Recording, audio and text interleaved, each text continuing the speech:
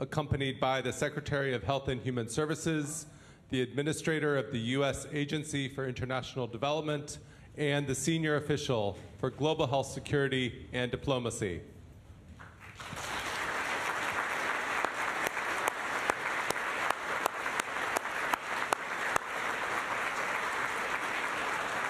Good morning, everyone. Please take a seat. Wonderful to see you all here this morning, and this is a very happy occasion. It is wonderful to be with so many colleagues from the State Department, from across our government, both here, online, in Washington, around the world. On my first day in this job, I committed to build a State Department that is ready to meet the tests of the 21st century and to deliver on the global issues that matter most to the lives and livelihoods of our fellow citizens. Since then, we have taken a number of significant steps to modernize the department so that we can better tackle the climate crisis, cybersecurity, digital policy, critical and emerging technologies. And that's why, as another critical part of our modernization agenda, we're here together today to launch the Bureau of Global Health Security and Diplomacy. We all know from the COVID-19 pandemic what a profound threat a public health emergency poses to every aspect of our lives. It took the lives of millions of people, upended those of hundreds of millions more, devastated communities and economies around the world. Indeed, the last few years have made evident that a pandemic is not only a health crisis, it's a security crisis, it's an economic crisis, it's a humanitarian crisis.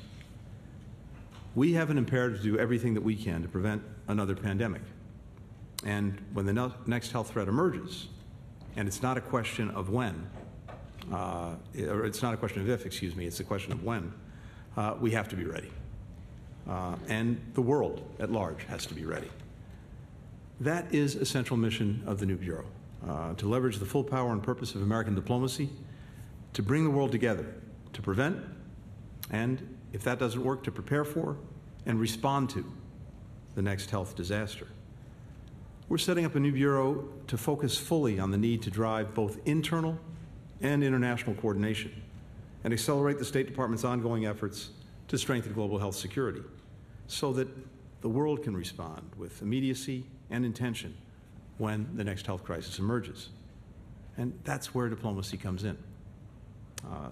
Today's launch reflects the vision and the hard work of so many people in this room and a lot of people outside of it. And just to name a few of them. First, congressional leaders on both sides of the aisle, longtime champions of our health diplomacy, especially Chairman Menendez, Ranking Member Risch, Senators Coons and Graham, Chairman McFaul, Chairman Diaz-Balart, Ranking Member Meeks, Ranking Member Lee. We are grateful for their engagement, for their leadership, for their partnership on this. Here in the department, Deputy Secretary of State Verma, former deputies, Wendy Sherman, Brian McKeon, so many from across the department who, as a team, guided the creation of this Bureau from idea to implementation. And I've got to say, by Washington standards, we were just talking about this, warp speed. Secretary Becerra, Administrator Power, two great friends and colleagues, the invaluable work of the Department of Health and Human Services and USAID to promote the health and well-being of Americans and of people around the world, and a close partnership throughout with the State Department. We couldn't be more grateful for that and for your presence here today. This Bureau, while new, builds on decades of leadership on global health by the State Department. We've worked alongside our colleagues from USAID, from HHS, from the CDC, and through our embassies and consulates to protect people against and to work to eradicate diseases like malaria, tuberculosis, cholera. Those efforts over the years have literally saved millions of lives. But we've led on responding to international outbreaks, working with countries around the world to combat the 2009 swine flu pandemic, to counter the largest Ebola outbreak in history in 2014, and to slow the spread of Zika in 2015. And last year, we mobilized a global coalition of 32 countries, the European Union, the African Union, the World Health Organization, along with civil society and the private sector, to help lead the world out of the acute phase of the COVID-19 pandemic. In total, the United States has donated over 688 million vaccines, safe and effective vaccines, free of charge, no strings attached, in partnership with COVAX and others, to 117 countries around the world. And then, of course, there's the work of the United States and all of us here in terms of the transformational Foreign Assistance Initiative, PEPFAR. This program, created by President Bush and his administration, sustained through 4 administrations, through 10 Congresses, drawing on every part of the United States government, has directly saved more than 25 million lives, and also set up a health infrastructure that's been vital for combating not only HIV/AIDS, but also Ebola, the avian flu, and COVID-19. That includes surveillance systems to help track outbreaks, laboratories to run diagnostic tests, supply chains to transport medicines, healthcare workers to administer those medicines. We're focused on reaching the United Nations goal of ending the HIV/AIDS pandemic by the year 2030. I know the congressional leaders who are with us and who are engaged in this effort, all of us today share that goal, and I look forward to working with our colleagues in Congress in the days ahead to secure a clean 5-year reauthorization for the program before it ends in September. With PEPFAR continuing its work as part of this Bureau, we will be very well positioned to apply its many lessons, as well as those learned from countering other infectious diseases over the years, to deliver on our other global health priorities. Our investment in global health has shown the good that the United States can do globally while safeguarding the well-being of our own people. It embodies the very best of American innovation, scientific excellence, capacity to work in partnership with other nations in service of shared goals.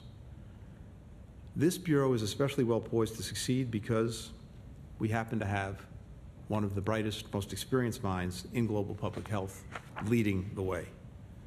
Ambassador Nkengasong has 3 decades of experience countering HIV/AIDS in the lab at the U.S. Centers for Disease Control and Prevention, at the Africa CDC, and over the past year here at the State Department.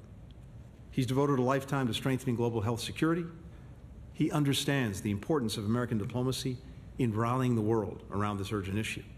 And that's why we've asked him to head up the new Bureau, even as he continues his service as our Global AIDS Coordinator. Overall, the Bureau of Global Health Security and Diplomacy has 3 main functions, and let me very quickly go through them. First, to lead the United States diplomacy in strengthening the global health security architecture so that the world is better prepared to prevent, to detect, to control, to respond to infectious diseases. That includes by working with partners to modernize existing organizations like the World Health Organization so that they're more fit for purpose, and by shaping new structures like the Pandemic Fund. Second, to help leverage U.S. foreign assistance to strengthen public health systems, including labs and supply chains for vital medical countermeasures, so that we're better able to address current and future health threats alongside our national, regional, and multilateral partners. And third, to elevate health security as a core U.S. foreign policy priority through both our diplomatic engagements around the world and through our role in health security policymaking across the United States government. The Bureau of Global Health Security and Diplomacy will lead the department's work on these priorities, while also supporting other offices in the building that work on related but distinct public health issues. Strengthening global health security is and will continue to be a priority for the Department of State. With this Bureau, we'll be better positioned to share information across the building, trade lessons learned with partners, and ultimately drive action and forge a safer, more secure future for our fellow citizens and for people around the world. So that, in a nutshell, is why this is such a good day and an important day, to see this idea turn into reality, to see everyone in this room and joining us online who's been a part of this effort, and now to be able to launch what for me is a truly exciting initiative for the future of this department and for the future of our interests, that makes it a good day. And I really want to thank all of you for your partnership that brought us to this day, but also for the partnership that's going to be so necessary in the days ahead to make this work, to make this a reality that actually has an impact. I can't think of a more important endeavor at a more critical time. And with that, it is my great pleasure to welcome the Administrator of the U.S. Agency for International Development, Samantha Power. Sam.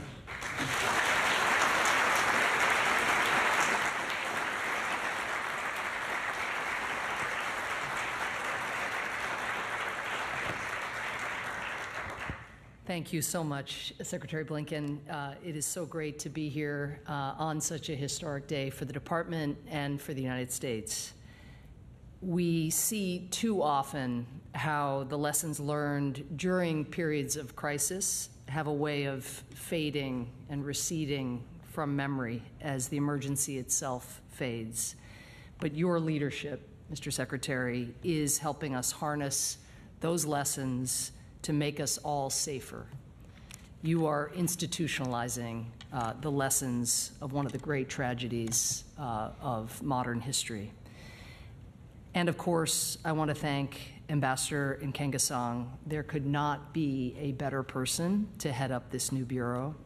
Thanks in part to your steadfast leadership, PEPFAR not only remains perhaps the single greatest public health achievement in history, as the Secretary said, having saved an astonishing 25 million lives, but it has also offered the world a truly vivid testament to America's compassion and America's capacity for innovation and impact. This country's ability to work with partners around the world to do hard things, to achieve big results. That is something PEPFAR has shown, and your whole career, Doctor, has been in service of doing big and hard things for communities around the world. Today, we urgently need to continue this U.S. leadership to meet profound and growing global health security challenges. Here's a sobering statistic. Research shows that as risk factors from climate change, conflict, and globalization increase the probability of pathogens emerging and spreading, the odds of living through a pandemic of similar severity to COVID during our lifetimes are nearly 40%. 40%. If, that is, we do not work with our partners across the world to strengthen our collective efforts to prevent, detect, and respond to emerging threats. These efforts are going to require diplomacy on a massive scale. To give a sense of the need here, the WHO and the World Bank estimate that the annual funding gap in pandemic preparedness is $10 billion annually. This new bureau is going to play an absolutely vital role in coordinating with our partners to summon the global cooperation and the resource investments needed to keep us all safe. The good news is we have seen how well investments in global health security in fact do work. Take the recent developments in the Democratic Republic of Congo. In 2018, Ebola hit the eastern part of the DRC, circulating for at least 4 months before it was detected. A reported 2,287 people died. That number was likely much higher. But then, starting in 2019, the DRC worked on strengthening its outbreak response capabilities, an effort we at USAID were thrilled to be able to support alongside the State Department and the CDC. The CDC brought its world-renowned expertise on epidemiology and diagnostics. State led the diplomatic work, negotiating at the highest levels of the Congolese government, as well as providing the security and the tech resources that all the teams needed to be able to operate on the ground. USAID worked directly with communities to build trust, and we helped improve lab testing, surveillance, and reporting, and with the CDC distributed a life-saving new Ebola vaccine. Together, we partnered with community health workers to help them recognize disease warning signs and respond safely when new threats emerged. Last year, Ebola hit the eastern DRC again. But this time, it didn't take 4 months to detect the virus. It took 48 hours. Instead of thousands of casualties, there were 5.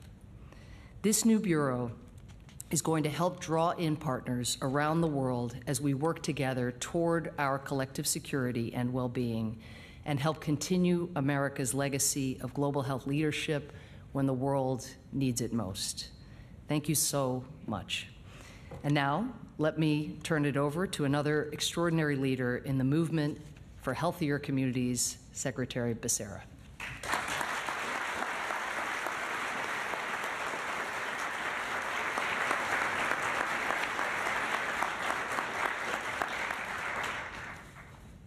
Administrator Powers, first to you, thank you very much for the work that you continue to do, not just for the American people, but certainly to project what Americans wish to do for the rest of the world.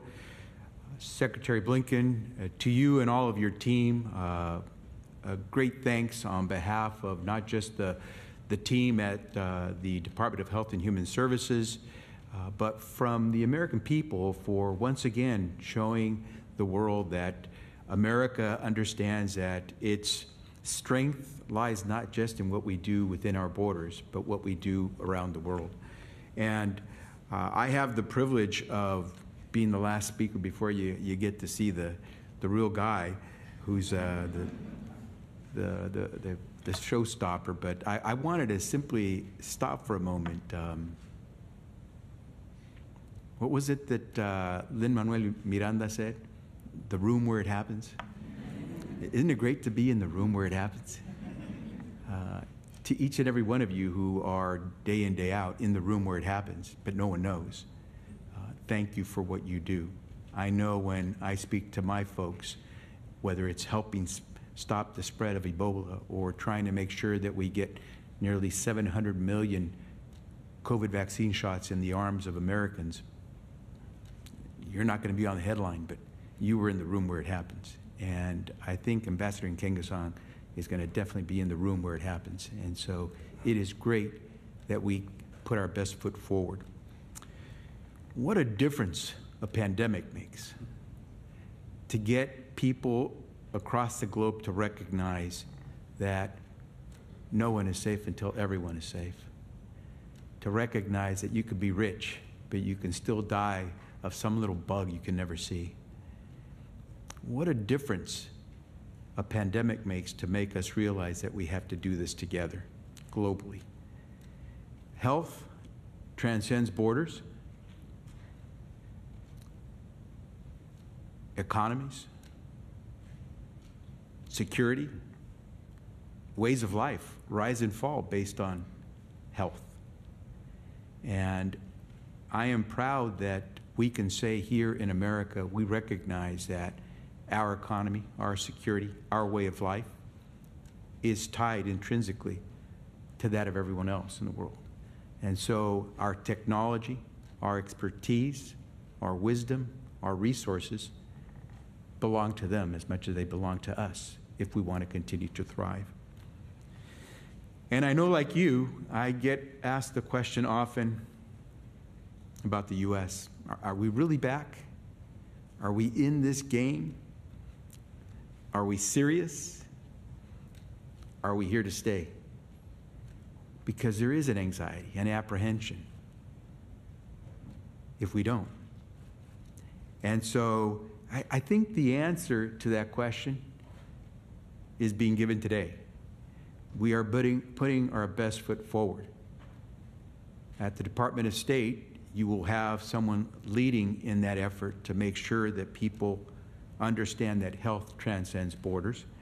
And in placing someone like Ambassador Nkengasong at the helm, we're sending a very clear message to the world that we understand that their economy, their security, their way of life, like ours, requires us to put our best at the front. And so as we let Ambassador Nkengasong be in the room where it happens, I simply say to him, as Lin-Manuel Miranda said, don't miss your shot. And so with that, I introduce to you your next leader at the Department of State on issues of healthcare and a great partner for us at HHS and throughout the globe, Ambassador John Nkengasong.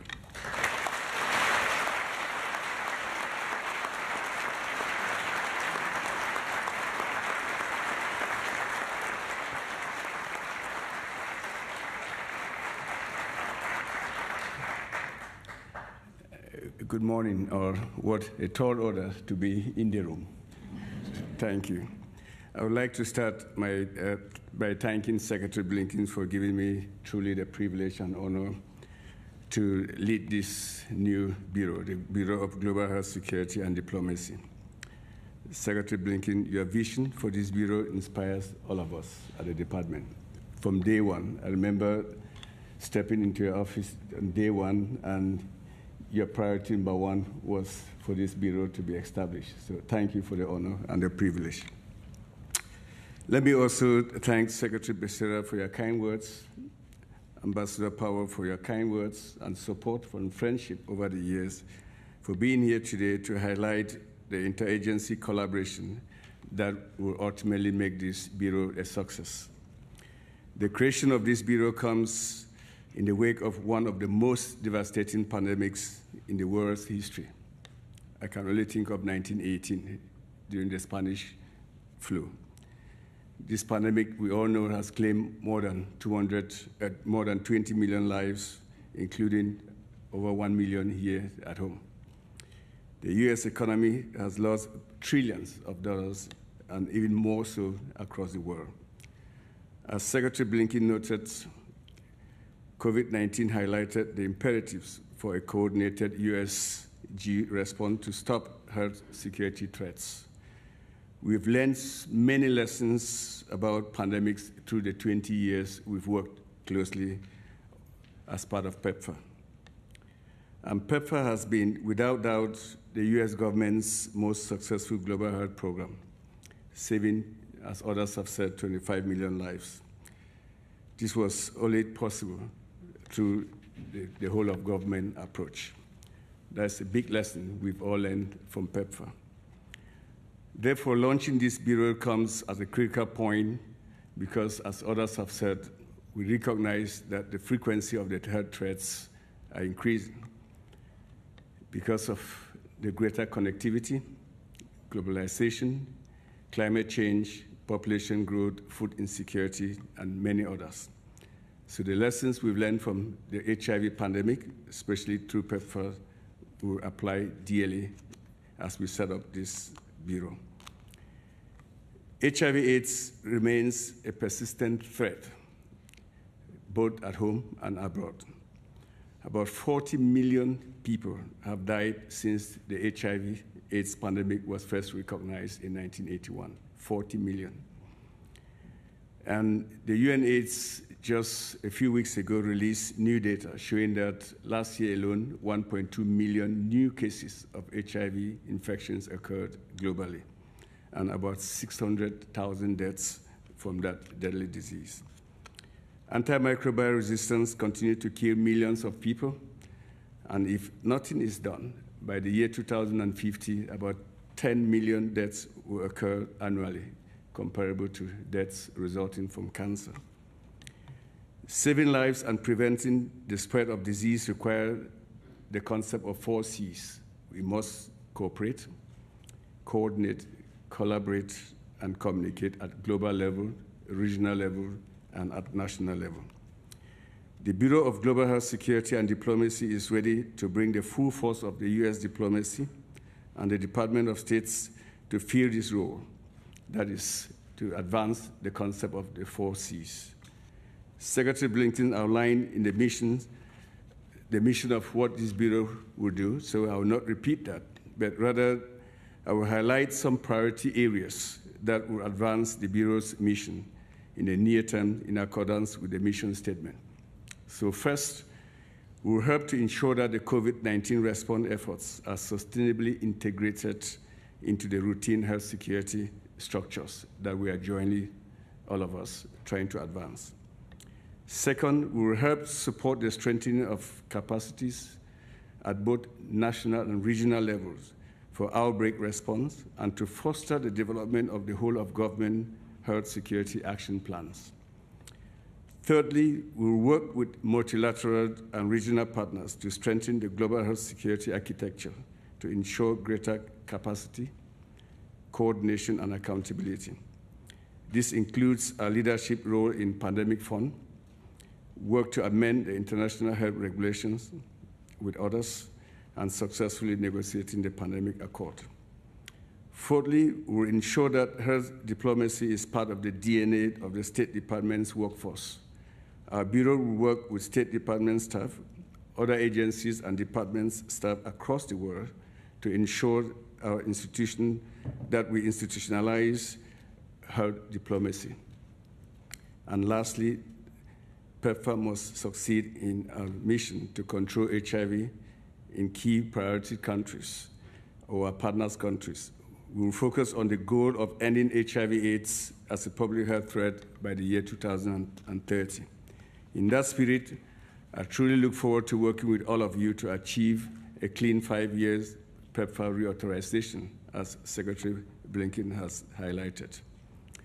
As part of this enduring commitment, that is to end HIV/AIDS as a public health threat, let me today announce the launch of a new initiative that PEPFAR wants to put forward, which is called the Safe Birth and Healthy Babies, a new PEPFAR initiative that will work on the collaboration with Senator William Cassidy and a group of bipartisan members of House and Senate.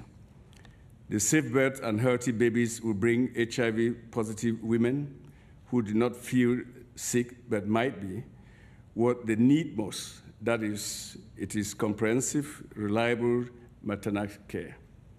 On the back of PEPFAR-supported HIV testing and treatment programs, this initiative will deliver clinical interventions to address the major drivers for delay in care and major causes of maternal mortality. With Safe Births and Healthy Babies, we can expect a day when the vertical transmission of HIV from mothers to babies will be eliminated, and the 130,000 children who are born of HIV every year will be healthy. The Bureau will ensure PEPFAR's work is elevated and coordinated even more closely with broader health security priorities, while continuing to retain our laser focus on the core PEPFAR functions. I look forward to working with all of you to strengthen global health security and advance the fight against HIV/AIDS. We need you, our international partners, now more than ever before to fulfill the promise of the new Bureau of Global Health Security and Diplomacy. Thank you, Jeff.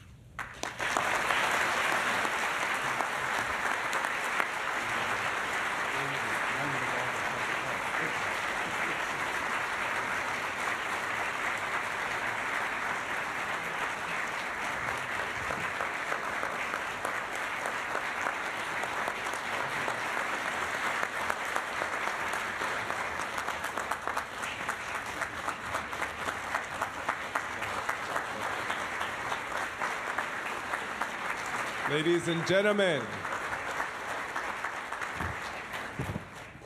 and gentlemen, at this time we ask that members of the Global Health Security and Diplomacy Bureau come on stage for a photo with Secretary Blinken, and we ask that all guests who can make their way to the exhibit hall for a light reception.